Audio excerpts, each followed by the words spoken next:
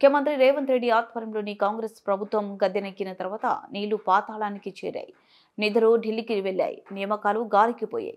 ఇప్పటి వరకు 450 మంది రైతులను ఈ సర్కారు పొట్టన పెట్టుకుంది.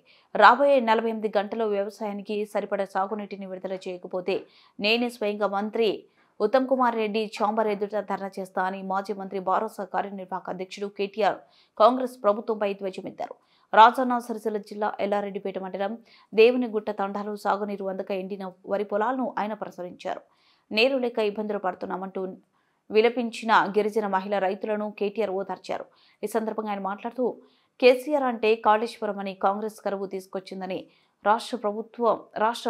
రాష్ట్ర రైతులు చర్చించుకుంటున్నారని అన్నారు. సీఎం రేవంత్ రెడ్డికి కేసీఆర్ పై ఉన్న ద్వేషం, కోపం పగే దీనికి కారణమని దుయ్యబట్టారు.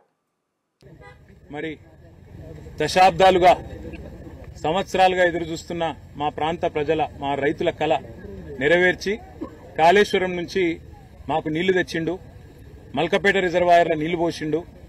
దాని నుంచి బ్రహ్మాండంగా ఈసారి నీళ్లు వస్తాయని చెప్పి చాలా ఆశతోని పంటలు వేసుకోవడమే కాదు, కొత్తగా దాదాపు 100-150 మోటార్లు కొనుక్కొని కాలువల మీద మోటార్లు పెట్టుకొని ఆ నీళ్లు వస్తే ఆ నీళ్లతోని సాగైతుంది, మా జీవితాలు మళ్ళొక్కసారి మేము ఆశించిన విధంగా మంచిగా అవుతాయని చెప్పి బ్రహ్మాండంగా డిసెంబర్ జనవరి మాసంలోనే వరి పంట నాటేసింది.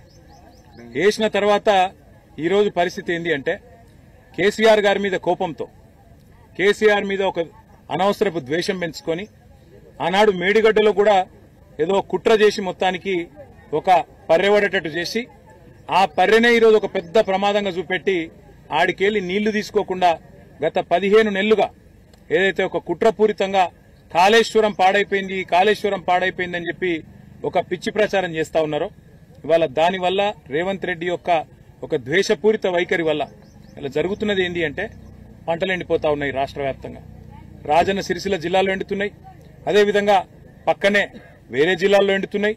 చివరికి కింద అక్కడ కాళేశ్వరం నీళ్లు ఏదైతే ఎస్ఆర్ఎస్పీ స్టేజ్ 2 కింద తుంగతుర్తి, సూర్యాపేట, కోదాడ దక్కపోతాయో అక్కడ కూడా ఎండుతా ఉన్నాయి. నిన్న మీరు చూసే ఉంటారు, పెన్పహాడ్ మండలంలో సూర్యాపేట జిల్లాలో మా మాజీ మంత్రివర్యులు సూర్యాపేట ఎమ్మెల్యే జగదీష్ రెడ్డి గారు చివరికి కళ్ళనీళ్లు పెట్టుకున్న పరిస్థితి.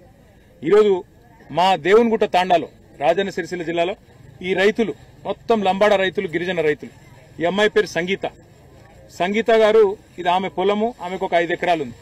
ఇవాళ మొత్తం పొలమంతా ఎండిపోయిన పరిస్థితి. నేను అడిగిన సంగీతాన్ని, ఎందుకమ్మా మరి నాటేసినావు అంటే, అన్న మల్కపేట రిజర్వాయర్ల నీళ్లు ఆడ ఉన్నాయని, ఆడికెళ్లి కేసీఆర్ సార్ కాళేశ్వరం ద్వారా నీళ్లు వచ్చినాయి కాబట్టి మాకు విశ్వాసం వచ్చి మేము పంట వేసుకున్నాం. కానీ వీళ్ళు వచ్చినాక కాంగ్రెస్ వాళ్ళు నీళ్లు ఇడుస్తలేరు, దాంతో ఎండిపోయే పరిస్థితి వచ్చింది అని చెప్తా ఉన్నది. నేను అడిగిన అమ్మాయిని, మరి రుణమాఫీ జరిగిందా అన్న, రుణమాఫీ కాలే. పోనీ రైతు బంధు పడ్డదా, రైతు బంధు పడలే. పోనీ బోనస్ వచ్చిందా, బోనస్ రాలే. ఆఖరికి నీళ్లు కూడా రాలే. అంటే ఇది ఈ రోజు ఈ రాష్ట్రంలోని పరిస్థితి. రాష్ట్రంలోని రైతులందరూ ఇవాళ అనుకుంటున్న మాట ఏంటి అంటే, కేసీఆర్ అంటే కాళేశ్వరం, కాంగ్రెస్